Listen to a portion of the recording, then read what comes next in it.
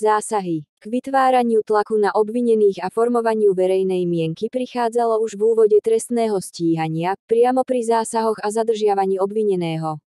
Zásahy boli často neprimerané, teatrálne, zbytočné, dokonca nezákonné. Cieľom bolo obvineného vystrašiť radikálnosťou zásahu, mierenie zbraňami na blízkych, vrtuľník a tým ho dotlačiť k priznaniu hneď na začiatku.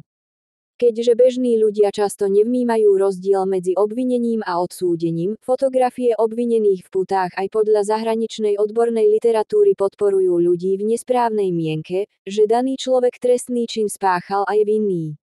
O to negatívnejšie potom ľudia vnímali nevyhovenie návrhu na väzbu, prípadne prepustenie z väzby v relatívne krátkom čase. Protiteroristická jednotka v kanceláriách. Masívny zásah. 1. Decembra 2020 vtrhli do bratislavskej kancelárskej budovy Digital Park, v ktorej sídli spoločnosť podnikateľa Jaroslava Haščáka Penta, desiatky ozbrojených kukláčov zo špeciálnej protiteroristickej jednotky Lynx Komando. Jej primárnou úlohou je zasahovať proti teroristom či ozbrojeným gangom.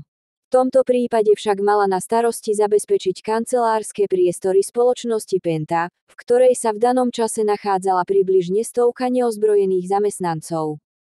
Zamestnanci a iní prítomní návštevníci museli dlhšiu dobu stáť s rukami nad hlavou čelom k stene, nemohli zavolať príbuzným, vyzdvihnúť deti zo škôlok či navštíviť toaletu bez sprievodu policajta.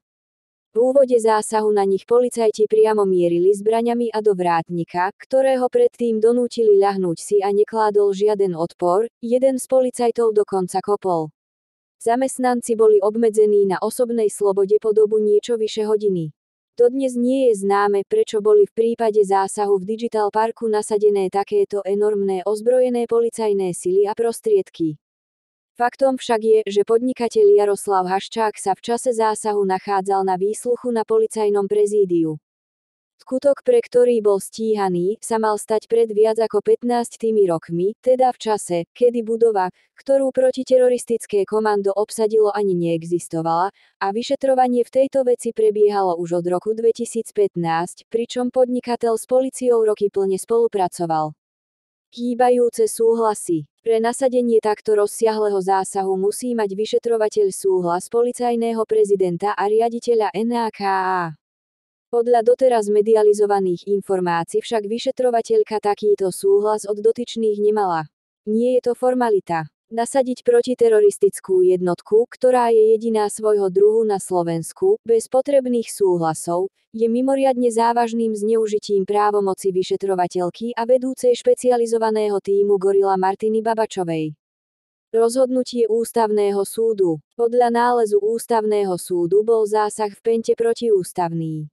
Dôvodom bola v prvom rade všeobecná formulácia príkazu na prehliadku, ktorým vyšetrovateľka Martina Babačová a prokurátor Ondrej Repa vytvorili podklad pre lovenie akýchkoľvek dôkazov, t.j. podmienky pre hľadanie a odňatie čohokoľvek, a to bez akýchkoľvek limitov, ktoré mali byť určené v príkaze. Ústavný súd poukázal aj na dlhý odstup od spáchania skutkov, rok 2006, a začatia trestného stíhania, rok 2015.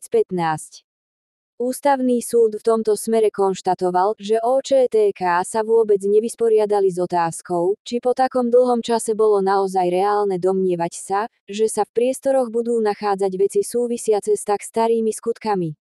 Nezákonnosť prehliadky konštatoval aj generálny prokurátor Maroš Žilinka vo svojom rozhodnutí, ktorým zrušil obvinenie Jaroslava Haščáka.